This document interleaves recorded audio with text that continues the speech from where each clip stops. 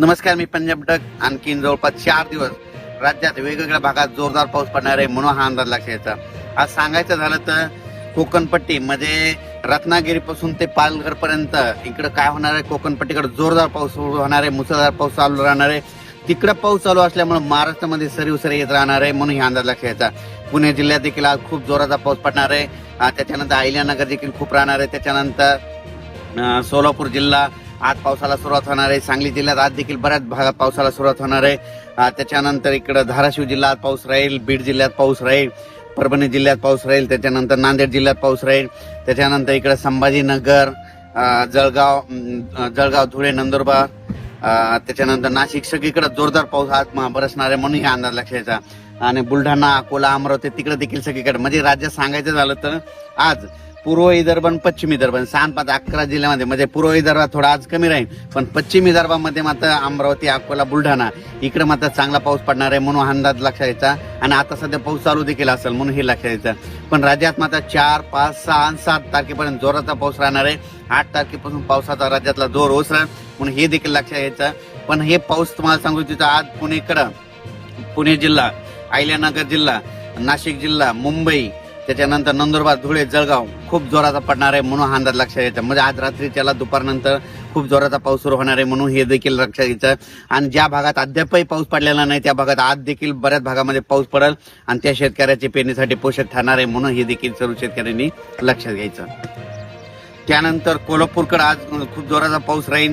त्याच्यानंतर पुण्याकडे देखील जास्त असल्यामुळं म्हणजे कोयना धरणाचा जे कॅचमेंट आहे त्याच्यामध्ये पाऊस जास्त पडल्यामुळं कोयना धरणाच्या देखील आवक सुरुवात होईल म्हणून हे लक्षात यायचं.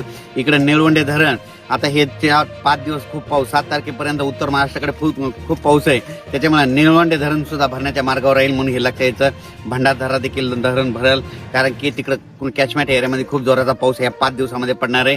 आणि सध्या पाऊस चालू आहे त्याच्यामुळे तिकडे आवक सुरू झालेली आहे म्हणून हे धरणं देखील भरून जातील म्हणून हे देखील सर्व शेतकऱ्यांना लक्षात यायचं. नाशिकला मात्र आता आजपासून जे पावसाचा जोर राहील तर 4, 5, 6, 7 ते दुटंदे मारुतीचं मंदिर आहे त्या मंदिरात मात्र त्या मारुतीला मात्र पाणी लागेल म्हणून हे लक्षात येतं. कारण की आता खूप वरती खूप पाऊस पडणार आहे.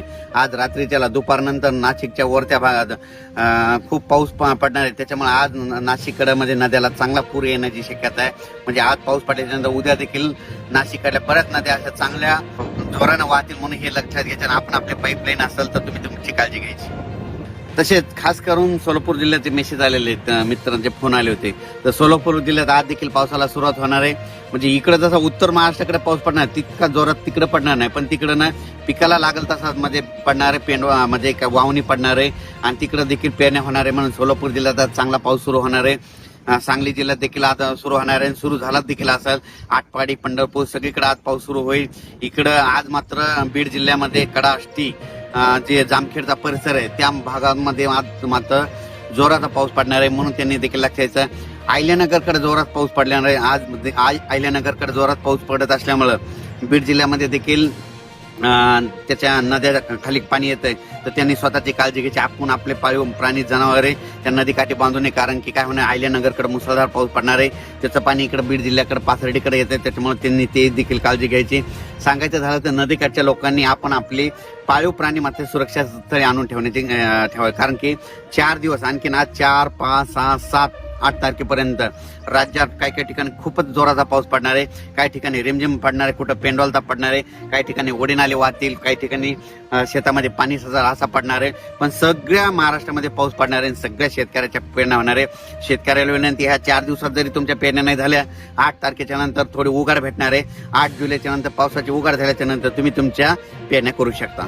हे जे पाऊस आहे समजा तुम्हाला सांगतो परभणी जिल्हा झालं, जालना जिल्हा झाला, अमरावती जिल्हा ह्या पावसात काय झालं सगळीकडे पाऊस पडलाय पण काही असे 5-5, 7-7 गाव आहे ते सुटलेले आहेत. पण ह्या ना आता हे 4 दिवस पाऊस पडेल ना त्याच्यात देखील कव्हर होणार आहे म्हणून हे लक्षात यायचं आहे. आताच मला बुलढाणा जिल्ह्यातल्या शेतकऱ्याचा फोन आला की आमच्या इकडे पाऊस कधी बंद होतं. मी म्हणलं कशामुळे तर ते म्हणले आमच्या पेरण्याच राहिल्यात, काही पाऊसच पेरू देईना आम्हाला, म्हणजे पाऊस उघडणच त्यांचं म्हणणं आलं. अमरावती जिल्ह्यात तशीच परिस्थिती झाली, भंडाऱ्याकडे देखील तशीच परिस्थिती झाली कारण की तिकडे पाऊसच उघडणार म्हणून त्यांच्या पेरण्याच राहिल्या.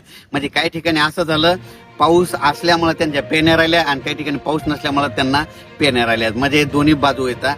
म्हणून म्हणतो सगळ्यांच्या पेरण्या 8 तारखेच्या नंतर सगळं 8 तारखेच्या नंतर हवामान कोरडं होणार आहे आणि त्याच्यानंतर मग शेतकऱ्यांनी पेरणी करायला काही हरकत नाही. 8 तारखेपर्यंत मात्र ज्या भागात पाऊस पडलेला नाही त्या भागात देखील पाऊस पडणार आहे. सगळ्या शेतकऱ्यांना पेरण्या होणार आहेत. म्हणून ही सर्व शेतकऱ्यांसाठी आनंदाची बातमी. आणि ज्यांच्या पाऊस पडत असल्यामुळे पेरण्या लांबल्यात त्यांच्या देखील 8 तारखेच्या नंतर पेरण्या होणार आहे. म्हणून त्यांच्यासाठी आनंदाची बातमी.